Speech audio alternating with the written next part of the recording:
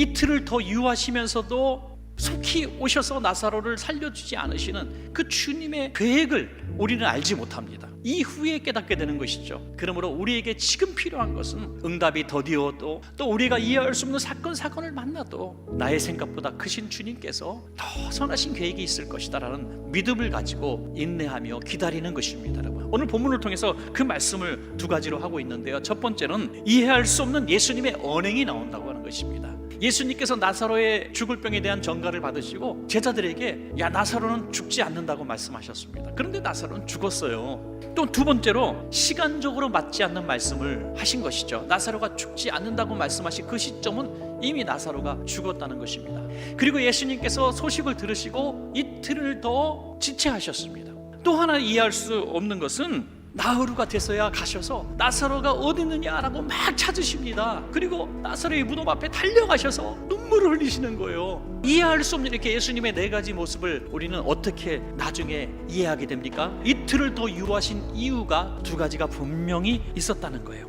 첫 번째는 하나님의 영광을 위하여 이틀을 더 유하셨습니다. 여러분, 예수께서 들으시고 이르시되 이 병은 죽을 병이 아니라 하나님의 영광을 위함이요 하나님의 아들이 이로 말미암아 영광을 받게 하려 함이라 하시더라. 우리의 믿음을 하나님께 더 영광 돌리게 하시기 위하여, 하나님 더 영광 받게 하시기 위하여 우리를 절망 끝, 벼랑 끝까지 기다리신 것입니다. 이해할 수 없는 고난, 아무리 기도해도 응답이 더디어지는 고난이 있으면 이렇게 믿으십시오.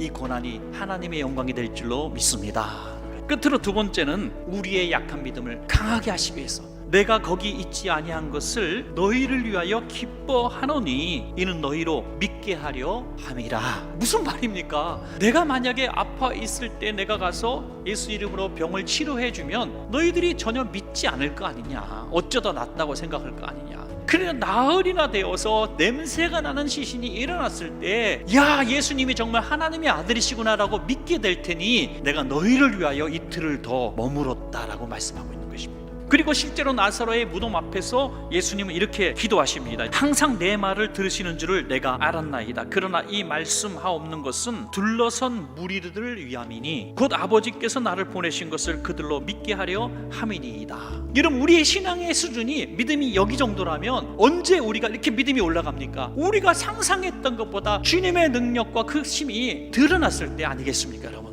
그래서 조그만 사건 사고 가지고 주님을 만났던 사람들이라 할지라도 나중에 신앙생활하면서 이전에 없었던 더 큰 시련과 더 큰 연난과 고난을 통해서 우리의 믿음이 점점 더 성장하게 되는 것입니다, 여러분. 그래서 믿음은 예수님이 누구신가를 알아가는 만큼 더 커지는 것입니다. 어려움 중에, 고난 중에 있어서 이틀을 더 유하시는 그 시간 가운데 계신 분들이 계십니까? 낙심하지 마십시다. 주님이 하나님의 영광과 여러분의 믿음을 위해서 지체하고 계실 뿐인 것입니다. 지금은 모르지만 이후에는 알리라 라고 말씀하고 있습니다. 여러분, 반드시 이 나사로의 집과 같은 슬픔이 변하여 축제가 되어지는 여러분의 삶이 되시기를 축원합니다.